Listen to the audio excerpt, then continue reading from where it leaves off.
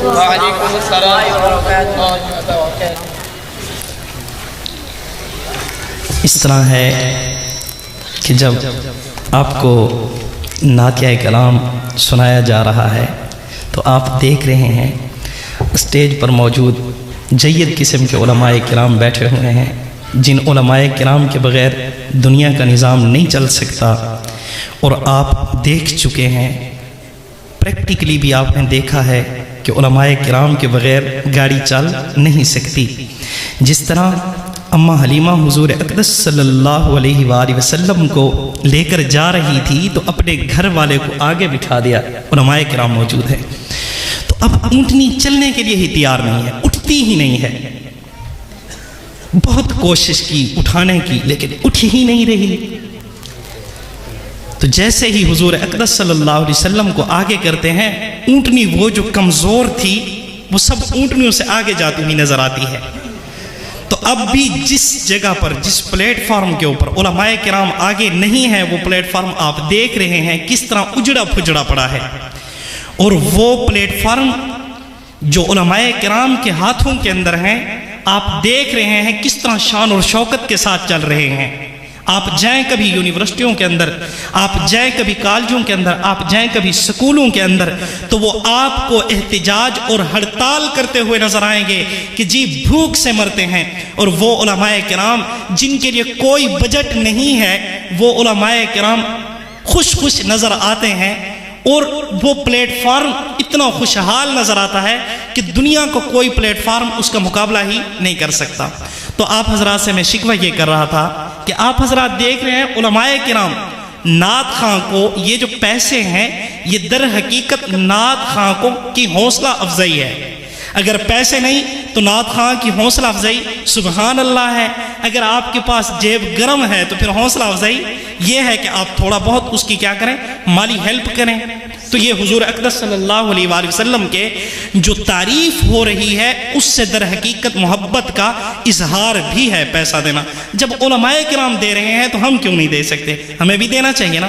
اور بھائی میڈیا والے آپ یاد رکھنا، دیکھیں اس مجمع سارا دار و مدار آپ پر ہے بھائی، آپ جب ادھر گھمائیں گے تو یہ مجمع ایکٹیو رہے گا۔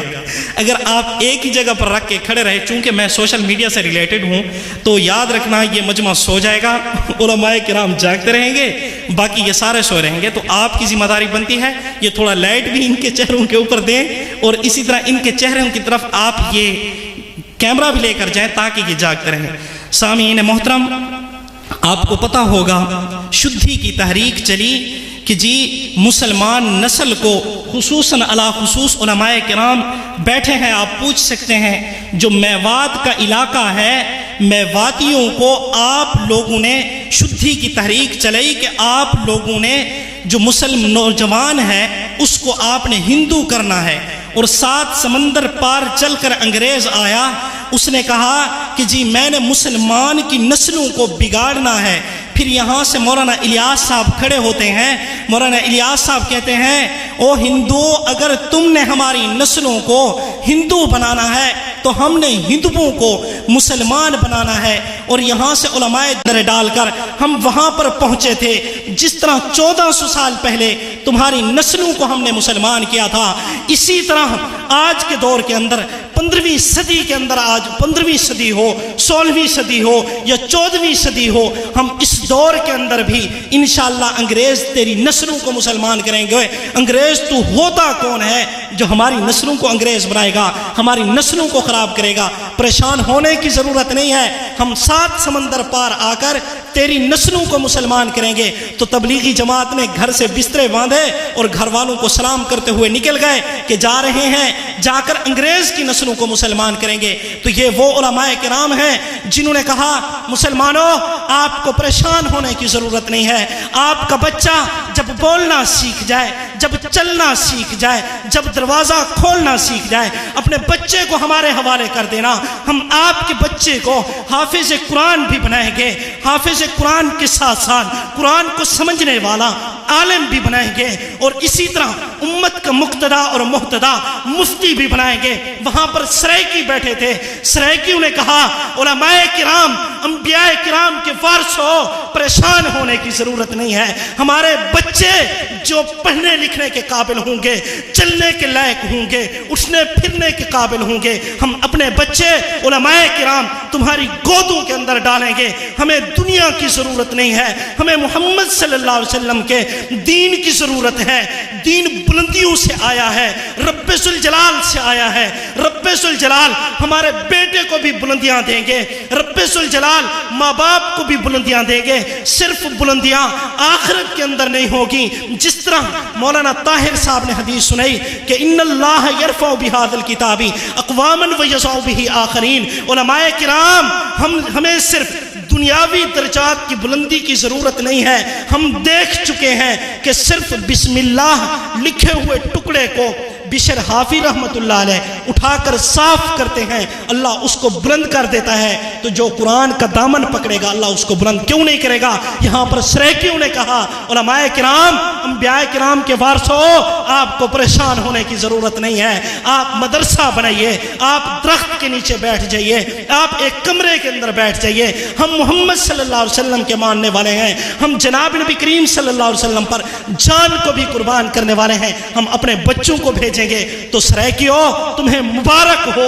یقین جانیے جتنا سرائکی پٹی نے قرآن پاک کی خدمت کی ہے، اس طرح کسی نے قرآن پاک کی خدمت نہیں کی۔ اور یاد رکھنا، جو علماء کرام کا مقابلہ کرنا چاہتے ہیں تو پھر یاد رکھنا اللہ رب العزت ان کو دنیا کے اندر بھی ذلیل کر دیتے ہیں۔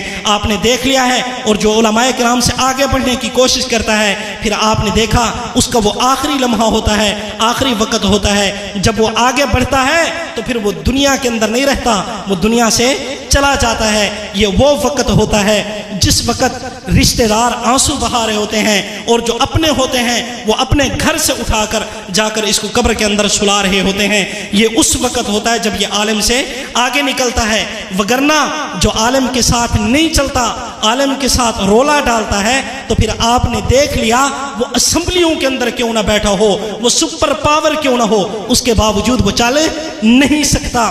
تو اللہ رب العزت نے علماء کرام کو شان دی ہے۔ میں نے عرض کیا ہے آپ حضرات نے بچوں کو بھیجا ہے پڑھنے کے لیے، تو آپ مبارکباد کے لائق ہیں۔ آپ کو میں کون ہوتا ہوں مبارکباد دینے والا؟ رب ذوالجلال آپ کو خود مبارک دیں گے۔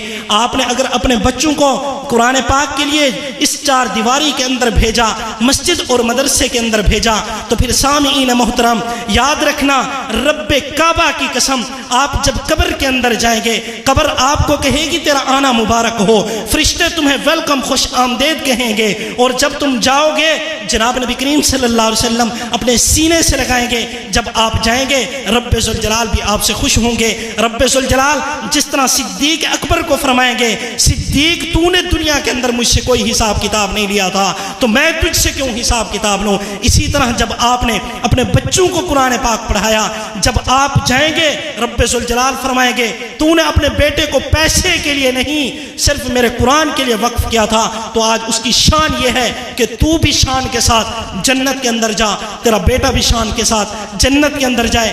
جب ایک عالم دین رب ذوالجلال کے سامنے جائے گا، رب ذوالجلال فرمائیں گے عالم دین اس ٹیلے کے اوپر چڑھ جا۔ عالم دین ٹیلے کے اوپر چڑھ جائے گا، ٹیلے کے اوپر چڑھ کر ایسے نگاہ دور دراز تک جانے دے گا، اور رب ذوالجلال فرمائیں گے عالم دین اب دیکھ کون ایسا ہے جس نے تیرے ساتھ دنیا کے اندر حسن سلوک کیا تھا، تیرے ساتھ دنیا کے اندر کوئی احسان کیا تھا، آج تو اس کو اپنے پاس بلا لے اور اس کو اپنے ساتھ جنت کے اندر لے کر چلا جا۔ تو دعا ہے اللہ رب العزت ہماری اولاد کو دیندار بنائے۔ یقین جانیے اگر ہماری اولاد دین کے ساتھ چمٹ گئی تو پھر یقین جانیے انشاءاللہ رب ذوالجلال ہمارے گھر کے اندر بھی برکتیں اس طرح ڈال دیں گے جس طرح کی برکتیں اماں حلیمہ کے گھر کے اندر جا کر ڈیرا لا لیتی ہیں۔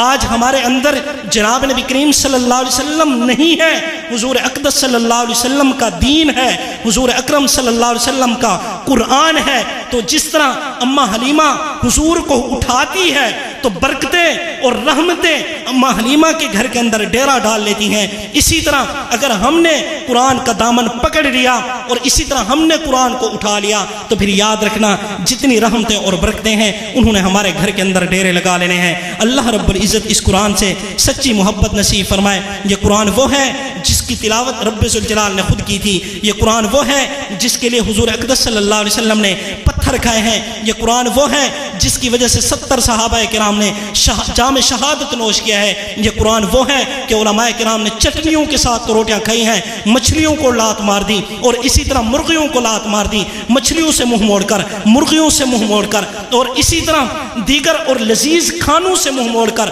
علماء کرام نے چٹنیوں کے ساتھ روٹیاں کھا کر، پتوں کے ساتھ پتے کھا کر، پتے ابال کر، ان کا ساگ بنا کر، ان کی پنیاں بنا کر کھا کر، نمک ڈال کر وقت گزار لیا ہے، لیکن یاد رکھنا کسی کے سامنے جھکے نہیں ہیں۔ ان کو تنخواہ ملی ہے تو انہوں نے قبول کر لیا ہے، تنخواہ نہیں ملی تو یہ صبر کرتے رہے۔ انہوں نے کہا ایک بکری ہماری ہوتی ہے، ایک بکری وہ ہے جو رب ذوالجلال کی ہے، تو جس طرح ہماری بکری ہوتی ہے اس کے کھانے پینے کا بندوبست ہم خود کرتے ہیں۔ جو اللہ رب العزت کے در پر بندھا ہوا ہے 24 گھنٹے رب ذوالجلال کا قرآن پاک پڑھ رہا ہے کہ رب ذوالجلال اس کو ایسے چھوڑ دیں گے کبھی بھی اس کو بھوکا اور پیاسا نہیں چھوڑیں گے۔ پھر دنیا والے یہاں پر یہ بھی کہتے ہوئے نظر آتے ہیں جی مولوی کھاتے بہت ہیں، لیکن جب کہتے ہیں اپنی اولاد کو تم بھی مولوی بناؤ پھر کہتے ہیں کھائے گا کہاں سے؟ اور ویسے دیکھو تو یہ کہتے ہیں مولویوں کے پیٹ بڑے ہوتے ہیں، کھاتے بہت ہوتا ہے، بھائی تم بھی مولوی بن جاؤ، اللہ رب العزت تمہیں بھی دے گا۔ ایک مولوی ہونا تو دور کی بات ہے، ایک وہ مسلمان جو یہ کہتا ہے اللہ اللہ، جب تک اللہ اللہ کرنے والا ہے یہ دنیا کا نظام چلتا رہے گا، تو جو قرآن پاک پڑھنے والا ہوگا وہ نظام کیوں نہیں چلتا رہے گا؟ تو میں عرض کر رہا تھا جس پلیٹ فارم کے اوپر علماء کرام ہوں وہ پلیٹ فارم کامیاب ہوتا ہے۔ اگر سیاست کے اندر، ملک کے اندر عالم دین نہیں ہے، حضور کا وارث آگے نہیں ہے تو ملک بھی نہیں چل سکتا۔ جس طرح اماں حلیمہ کی اونٹنی نہیں چل سکتی حضور کو آگے بٹھائے بغیر، حضور پیچھے بیٹھتے ہیں، اماں حلیمہ کا گھر والا آگے بیٹھتا ہے تو اونٹنی نہیں چلتی۔ اب ہمارے ملک کو چلانے کے لیے نبی کا وارث، العلماء ورثۃ الانبیاء، نبی کا وارث نہیں ہوگا تو ملک چلے گا؟ کسی صورت بھی نہیں چلے گا۔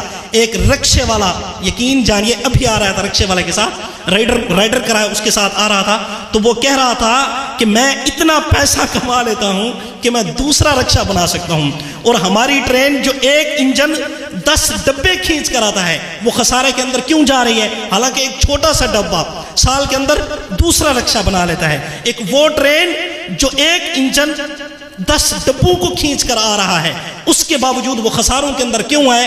اس لیے کہ اس کو آگے چلانے والے علماء کرام نہیں ہیں، تو اس لیے خساروں کے اندر ہیں۔ تو جو پلیٹ فارم علماء کرام کے پاس ہے وہ دیکھیں کس طرح شان اور شوکت کے ساتھ چل رہے ہیں۔ تو کوشش کریں اپنے بچوں کو ان چار دیواری کے اندر بھیجیں، مساجد مدارس کے اندر بھیجیں، ان کو دیندار بنائیں، وہ دنیا کے اندر بھی آپ کا ادب اور احترام کریں گے۔ اور یاد رکھنا، یہاں پر میں آخری بات آپ کو بتاؤں، عبدالستار ایدھی سے کسی نے پوچھا عبدالستار یہ تو بتلاؤ، حضرت اسرائیل سے بھی پوچھا گیا، اسرائیل علیہ السلام کیا آپ کو کبھی کسی کے اوپر ترس بھی آیا ہے؟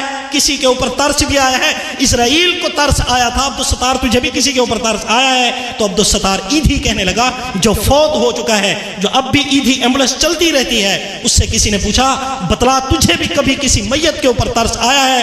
ویسے تو ہم دیکھتے ہیں تو لاوارث میتیں اٹھاتا ہے، لاوارثوں کو ٹھکانے لگاتا ہے، قبروں کے اندر جا کر دفناتا ہے۔ کبھی ایسی بھی میت تیرے سامنے گزری ہے جس نے تجھے احساس دلایا ہو، جس نے تیری آنکھوں سے آنسو نکلوائے ہوں، جس کی وجہ سے تو پریشان ہو گیا ہو؟ عبدالستار ایدھی کہنے لگا ہاں ایک ایسی میت تھی جو سفید ریش تھی، عمدہ لباس والی تھی، اس کے ہاتھ کے اندر عمدہ گھڑی تھی اور خوبصورت کپڑے تھے، خوبصورت شکل تھی، لیکن ہوا یوں کہ آخری وقت اس کے بیٹے نے مجھے پیسے دیے کہ اس کو لے جا تو دفنا دے، اور تو جا کر اس کو لے جا، جو کرنا ہے کر، میں جا رہا ہوں، میری فلائٹ یہاں سے نکلنے والی ہے۔ تو مسلمانوں یاد رکھنا، اگر ہم اپنی اولاد کو دین سکھلائیں گے تو پھر یہ نوبت ہمیں نہیں دیکھنی پڑے گی۔ اگر ہم اولاد کو مغربیت والے راستے پر ڈالیں گے تو پھر ہمارے علماء کرام فرماتے ہیں عصر کے بعد مغرب فوراً آ جاتی ہے۔